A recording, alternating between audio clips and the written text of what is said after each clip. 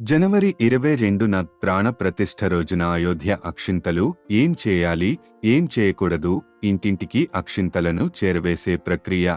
జన జాగరణ చేసే సమయంలో ఇంటింటికి వెళ్ళినప్పుడు తాము అయోధ్య రామమందిరము తీర్థక్షేత్ర ట్రస్ట్ తరపున వచ్చాము అని పరిచయం చేసుకోవాలి.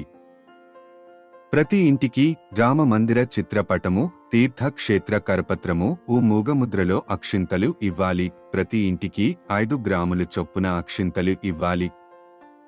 మూగముద్రలో అనగా బొటన వ్రేలు, మధ్య వ్రేలు మరియు ఉంగరపు వేలు కలిపి ఉంచితే వాటి మధ్యలో పట్టినన్ని ఇవ్వాలి.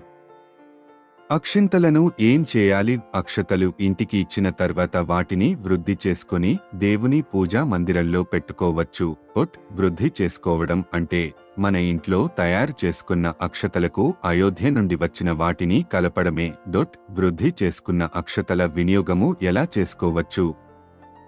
జనవరి 22, 2024 రోజున అయోధ్యలో శ్రీ బాలరాముల వారి విగ్రహ ప్రాణ ప్రతిష్ఠ జరుగుతున్న సమయంలో ఇంటిల్లిపాది, ఇళ్లు కడుక్కోవడం, స్నానాలు ముగించుకొని గ్రామంలోని దేవాలయానికి ఇంటిల్లిపాది చేరుకుని పూజలు ముగించుకొని 1. వ్యక్తిగతంగా నెత్తిన ధరించడం. 2.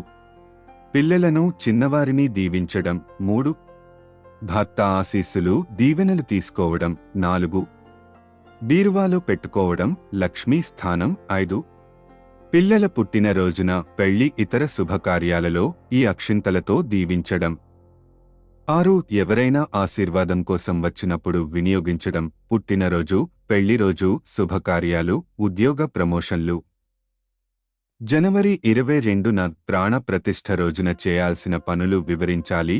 ఈ జనవరి 22 ప్రాణ ప్రతిష్ఠ రోజున దగ్గరలోని దేవాలయంలో ఉదయం 11 గంటలకు పూజా కార్యక్రమం మరియు అయోధ్య రామమందిర ప్రాణప్రతిష్ఠ కార్యక్రమ ప్రత్యక్ష ప్రసారాన్ని చూడడానికి ఏర్పాటు, హారతి మరియు ప్రసాద వితరణ ఉంటుంది అని చెప్పాలి. అందులో కుటుంబ సభ్యులు అందరూ పాల్గొనాలి. తమ ఇంటి చుట్టుపక్కల ఉన్న భక్తులను దేవాలయానికి రమ్మని ఆహ్వానించాలి. ఆ రోజు సాయంత్రం సూర్యుడు అస్తమించిన తరువాత రాత్రి తమ ఇంటి ముందు కనీసం 5 దీపాలు వెలిగించాలి అని చెప్పాలి. వీలైతే ఇంటిని విద్యుత్ దీపాలతో అలంకరించాలి అని చెప్పాలి.